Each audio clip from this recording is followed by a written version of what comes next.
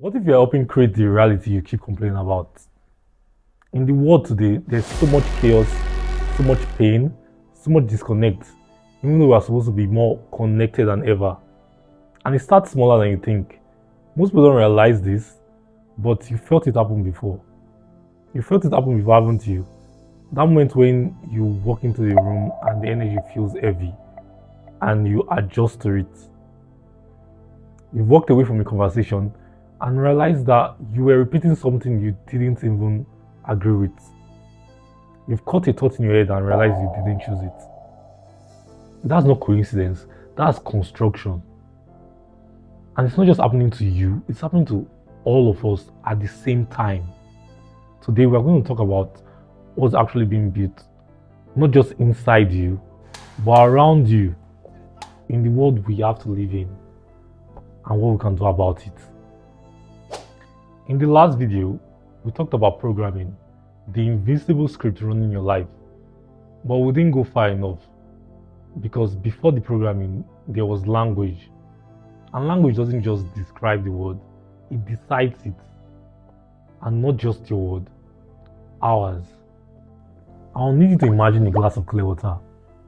And every word you've ever heard, every headline, every comment, everything someone said to you at 15 is a drop of ink. At first, one drop will change nothing. You can still see through it. Still looks like water. Another drop, still clear. Another, still clear enough.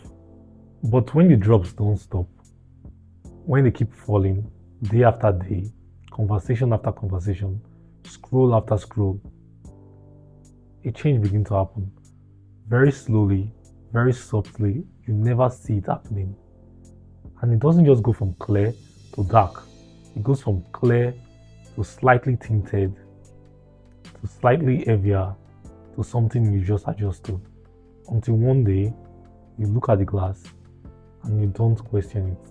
You don't even remember it being clearer. You just call it water. But it's not. It's been altered and it's been distorted. We are not seeing the word, we are seeing an accumulation. Now, here's the thing nobody is saying out loud. There's a war happening right now, and it's not being fought with weapons, but with words. And the ones winning that war are not the ones with the most truth, they're the ones with the most reach. The ones who have figured out that outrage travels faster than clarity, that division travels further than understanding, that fear moves faster than anything. So they use it deliberately, strategically, and every single day. Not long ago, someone very influential in the Nigerian social media space said something. They said it was wickedness that took them far. Now, whether that was clout or they meant it, I don't know. But here's what I do know.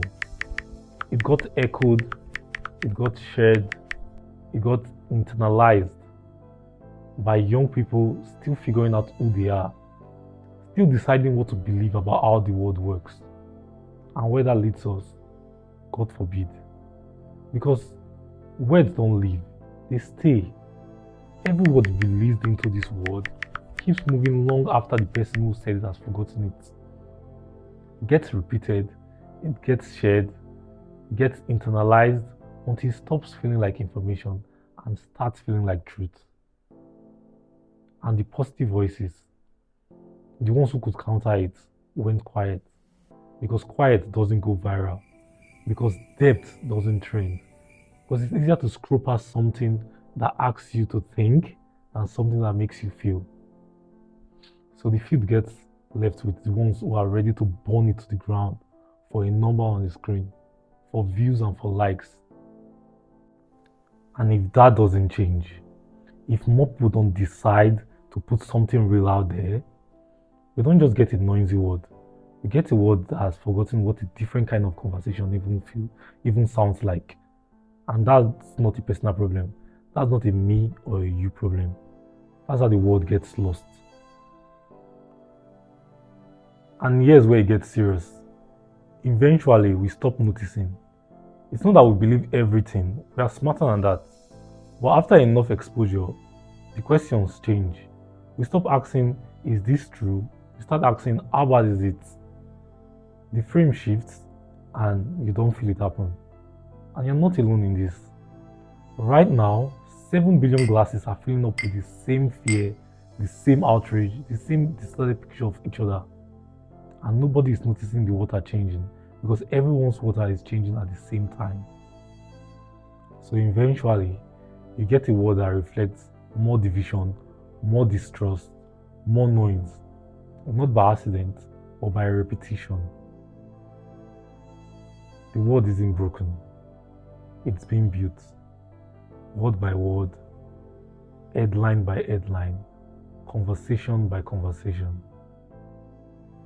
Most of us never noticed we were the ones building it.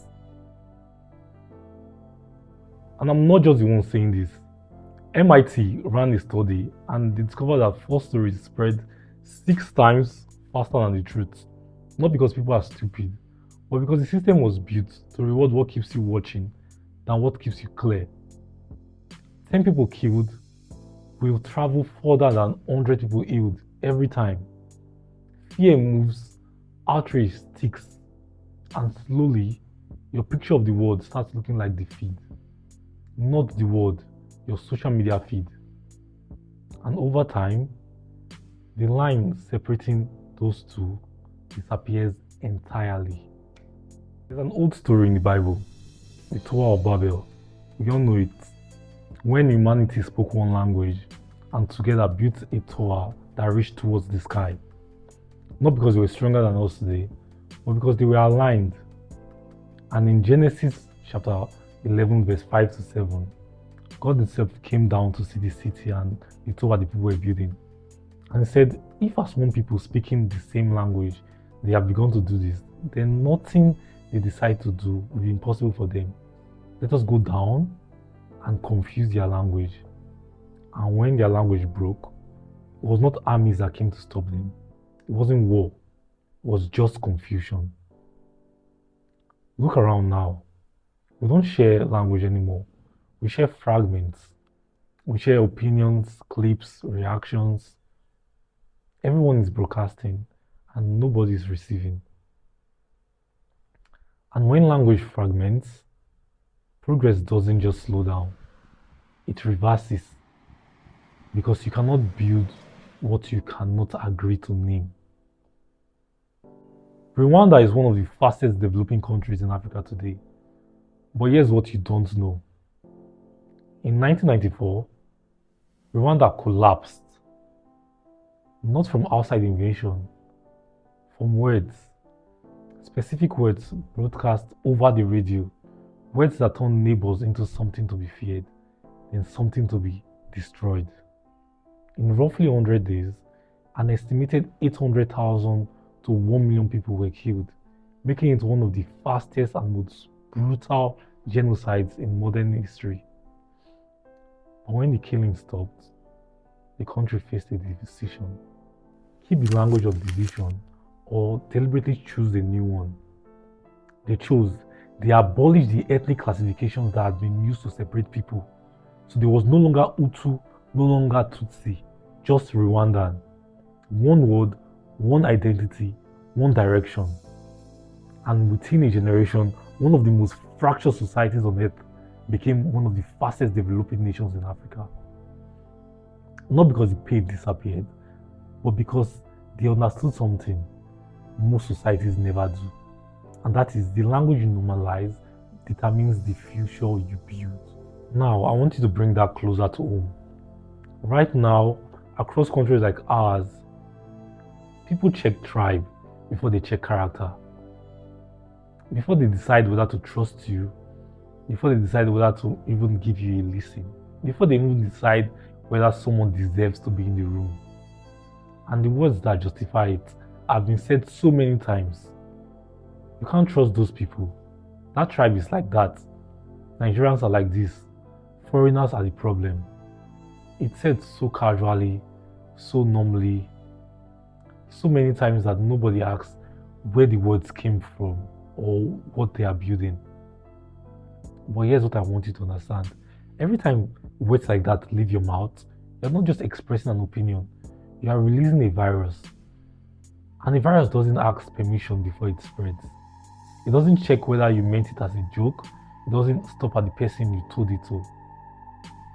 It moves into the next conversation, into the next country, into the next generation, into the next decision somebody makes about who belongs and who doesn't. We look at Rwanda and say, how did it get that bad? It got that bad the same way it's getting bad here and in places like South Africa. One word at a time, said by ordinary people who thought they were just saying what everyone already knew. They were not trying to spread it initially. They thought they were telling the truth. And that's the most dangerous kind of poison. The kind that doesn't know it's a poison. Chinua Achebe, one of the greatest writers Africa has ever produced, in fact, that the world has ever produced, said something that stayed with me.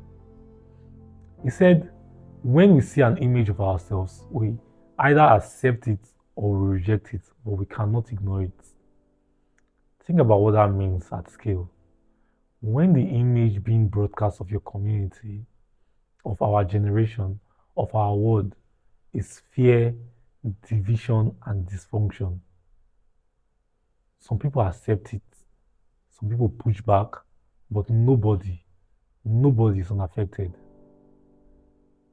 Because the image gets in, always. And that reminds me of what someone told me once. She said, if you want to go viral, you have to say something controversial. And she wasn't wrong, because it works. But I kept asking, what would that be building? Because every time we choose outrage because it spreads, we're adding ink to the glass. Not just ours, everyone's. So I made a choice, not to go viral, but to go deep, even if it spreads slower. Because the goal was never the number of views or likes. The goal was what the words would leave behind. And you have the same choice. Every time you speak, you're not just expressing something. You're contributing to the environment other people have to live in. Before you repeat something, ask, what is it building? Before you accept a narrative, ask who gave it to you and why.